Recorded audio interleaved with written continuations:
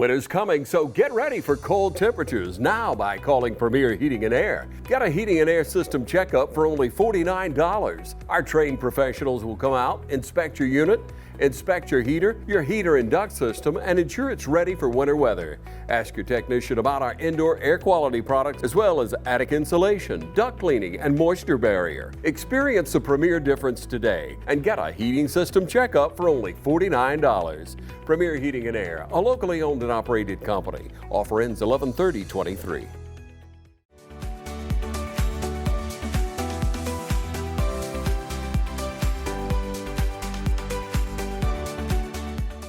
Hello everyone and welcome into the studios today. Meg Greer. Meg, welcome back to you and thanks for coming in to talk to us about Veterans Month here. Thank you so much for having me. Hey, you know, veterans are so much a part of our lives.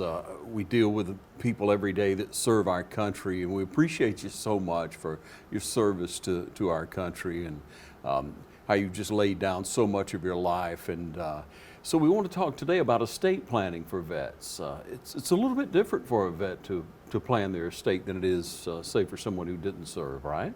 Certainly, yes. There are specific considerations that a veteran, their spouse, their family need to make when approaching estate planning.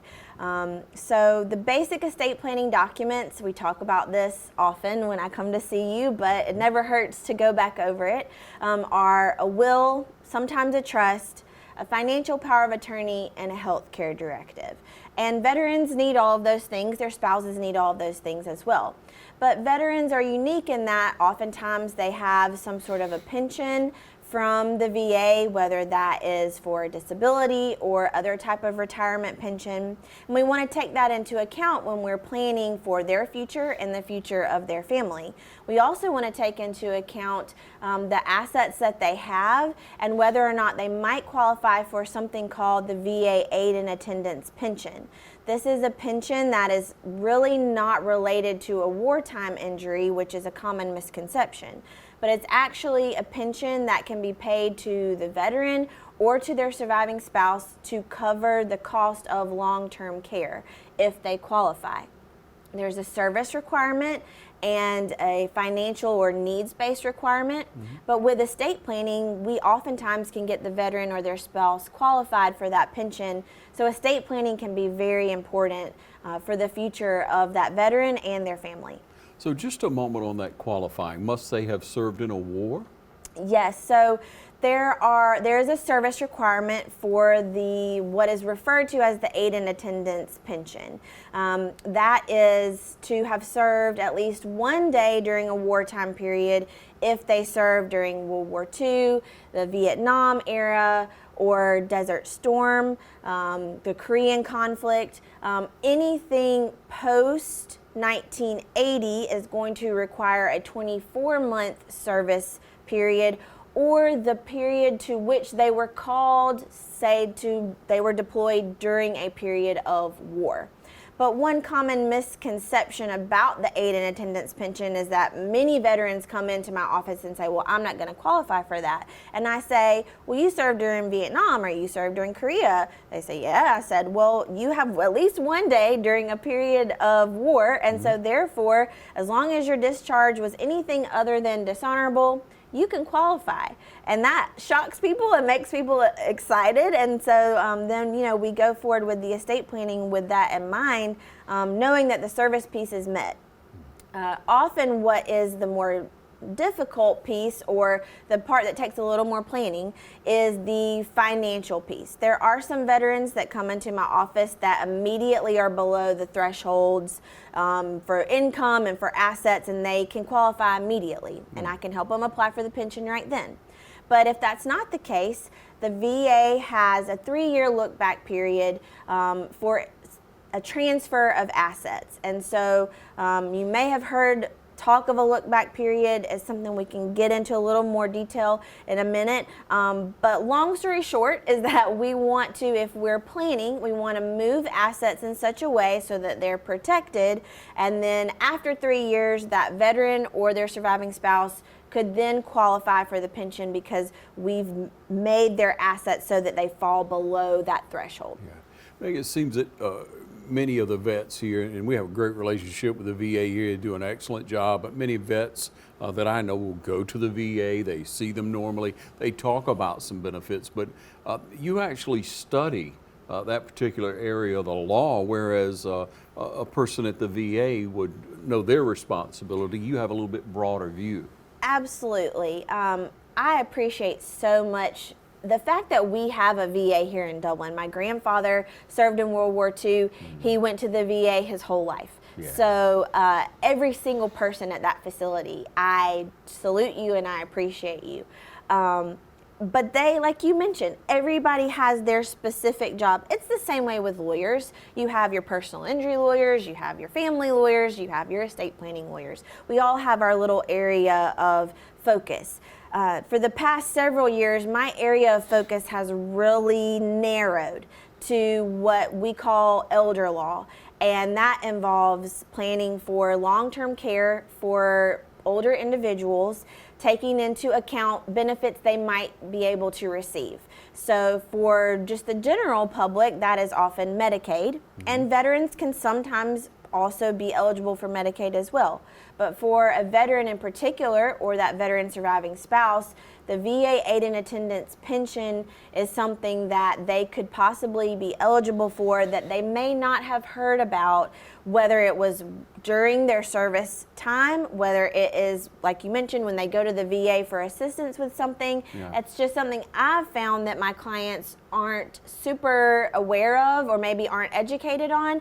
And so part of what I feel like my calling is, as it's developed over time, is to really advocate and educate about the benefits that these veterans are able to receive. Yeah, and so when you look at estate planning for a veteran, for their spouse, and you sit down with them and look at it ahead of time, 3 years out, 4 years out, and you say 3 years because there's a look back period. Right. So for a long time, there was no look back period when it came to qualifying for this aid and attendance pension. And so people would move assets, gift assets, transfer assets, however you want to, whatever word you want to use for it. Sometimes it would be an outright gift to children. Sometimes it would be through a trust, which is my preferred method of doing it. But nonetheless, they would give those things and then they could go 2 days later and qualify for that pension. And there was no look back or on the transfer of the asset, the money, the house, whatever was given. That's not the case now.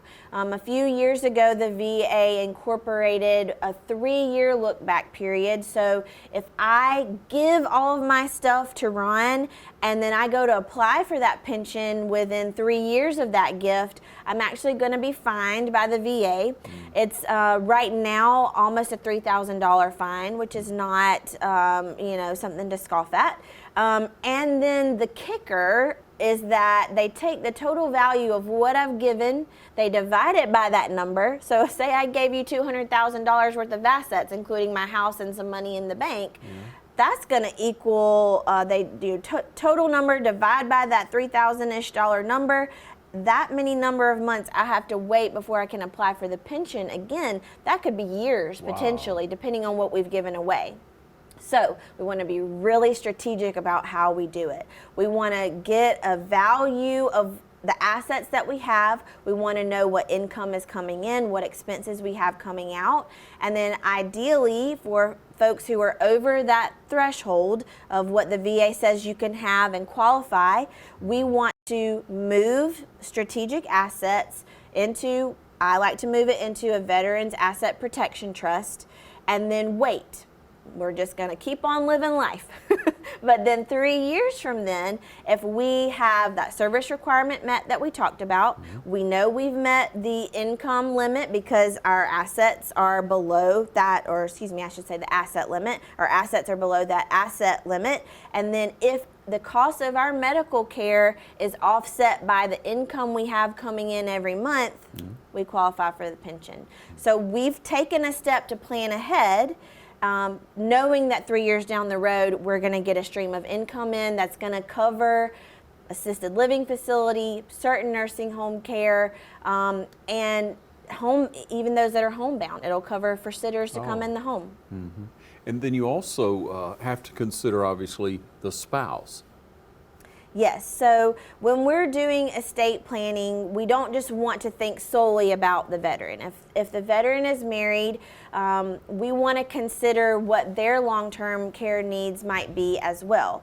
Often the veteran is receiving some sort of pension, and it's possible that their spouse might receive, if the veteran were to pass, their spouse might be able to receive a portion of that pension as income, but they're not going to be able to receive care at the VA for their doctor's visits, for pharmacy, certainly not for long-term care.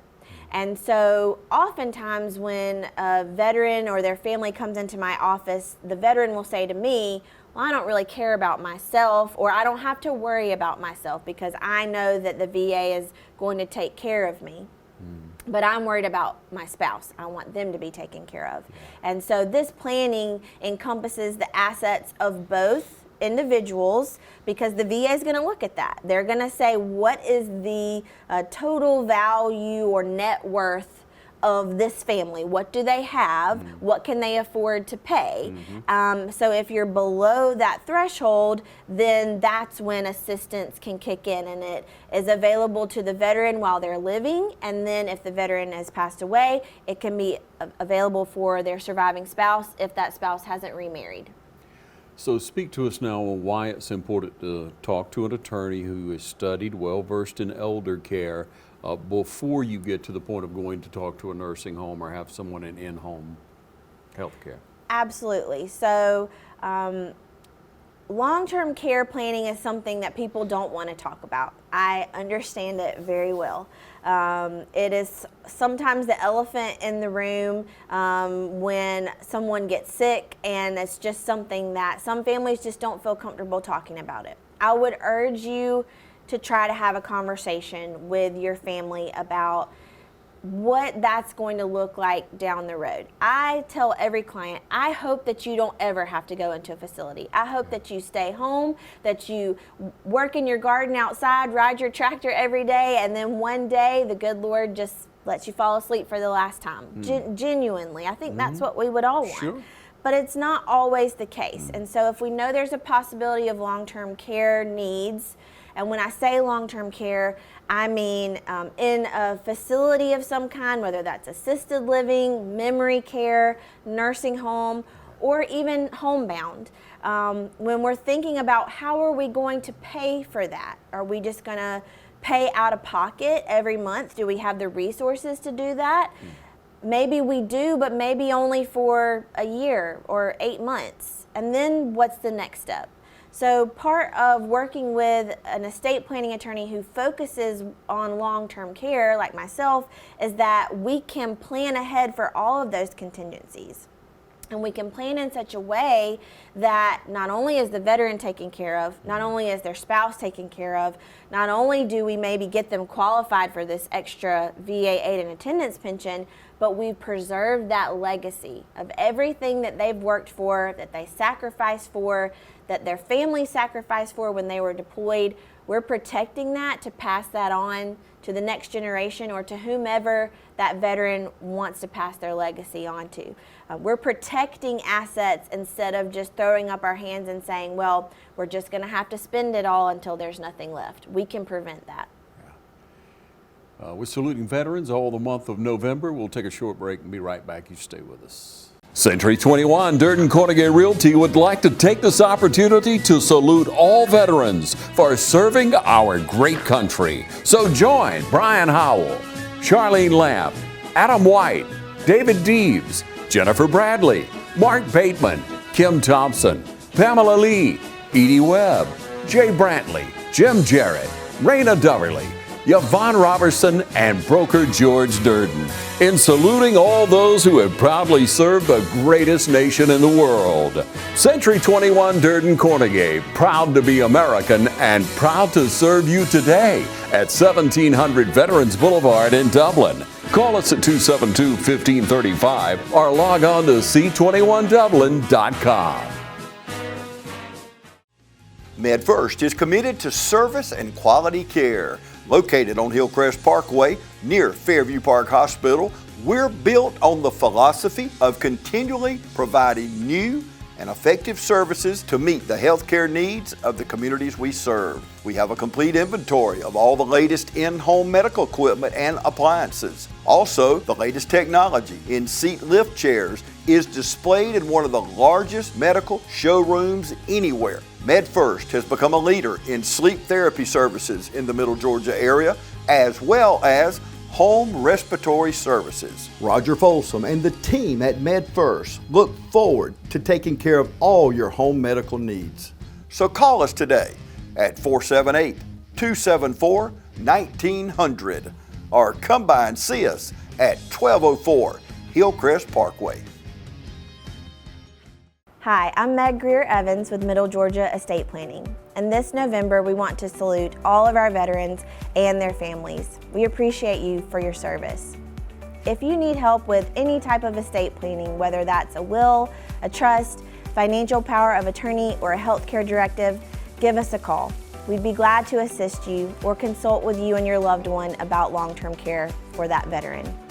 Our phone number is 478-272-2885, or you can visit our website at middlegeorgiaestateplanning.com.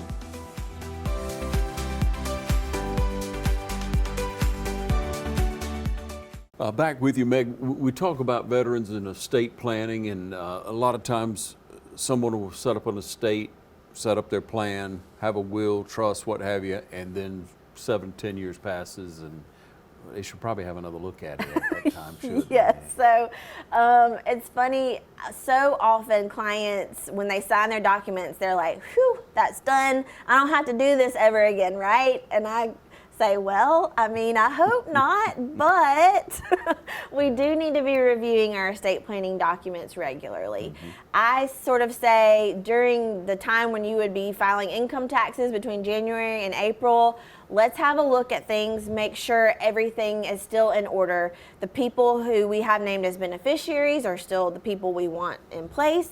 Mm-hmm. The people who we have in charge to make decisions, whether that's an executor of a will, a trustee, or a financial power of attorney, an agent for that, make sure those people are still the people that we want there. Mm-hmm. They could have their own health issues going on that makes them not able to serve in that capacity. Yeah. So any major life event, somebody got married, got remarried, had children, those are all reasons to revisit the estate plan. It doesn't mean we necessarily have to change anything, but we want to keep on top of it to make sure that it's still correct. Something that I find very often is that veterans will have created a will and a power of attorney, healthcare directive while they were in service. Maybe right before they got deployed, they were told by somebody somewhere, hey, you got to do this. And so they went in a room and filled out a form, and they've had that as their will for 10, 20 plus years. And I don't begrudge that at all. The attorneys that are working with those that are in service are doing everything they can to help them, and they got a lot on their minds. Mm-hmm. Coming home is the thing that they've got on their mind at that time. But it's very important to revisit those documents when that veteran has transitioned into civilian life, certainly, because we want to make sure that all the formalities of Georgia law are covered in the documents. And oftentimes, when they've made those documents, again, it's been in a rush. And I really like to, with estate planning, approach it with a very sort of methodical, step-by-step view. So I don't really want you coming in and saying, I got to get this down on paper and sign it and out the door. I really like to, take the time with the family to see what are your priorities, what are you worried about, and how can we cover those worries and provide peace of mind for you and your family. So it's not that it's bad to have signed those wills a long time ago, but I just encourage folks to really review what you've got. Certainly if you don't have anything at all, I strongly recommend that you get at least a base estate plan in place with a will, a financial power of attorney, and a health care directive. Every adult needs one. You need those documents at any stage of life, whether you are a young person with a new family, whether you are, have children who are grown, maybe they have children of their own. At every stage of life, even if all you have is a bank account and a car, You need something to say, this is who I trust to make sure my business gets taken care of. If I become incapacitated, here's who can make sure my bills get paid. Yeah. It's important at any age to have this estate planning. It is certainly important for veterans and their families to have estate planning so that we can not only protect them for their lifetime, but protect their legacy for the future. Meg, you mentioned earlier about the change in the law with the Veterans Administration where you had a 3-year look back. Things change as you go along. You're constantly educating yourself, constantly is continuing education. You're up to par on what changes with elder care and specifically with veterans. So there's one reason to look back. Yes. So you mentioned the change in the law. That was a huge change when they implemented that look back period. I was looking back on my hours from last year. I think I did like 50 extra hours. And I don't say that to toot my own horn. I say it because it is a complex area of law. Elder law, veterans law, the VA regulations, Medicaid regulations, all of this changes on a yearly basis. Yeah. Little tweaks here and there, sometimes big changes. So you want to make sure that you're working with an attorney that knows about that, that's staying up to date on that. It doesn't have to be me, but I strongly encourage anyone that is doing estate planning to have an eye toward long-term care planning as well, so that you can really take advantage of all the benefits that you might be entitled to. Yeah. And so when we look at it, we salute all our vets in our community, their families, for what they had to do, what they had to endure. But when you look at the opportunity to help your family, you've served your country, you've served your family, you've worked hard all your life, why not do the appropriate thing and make sure that your will, your trust, your future is in the right order? And one way to do it is get in touch with Meg. Meg, thanks for what you're doing for our vets, for our elders in our community, and what you do overall, really. Thank you. I appreciate it so much. And to all the veterans and their families, we salute you in your service, and we appreciate you.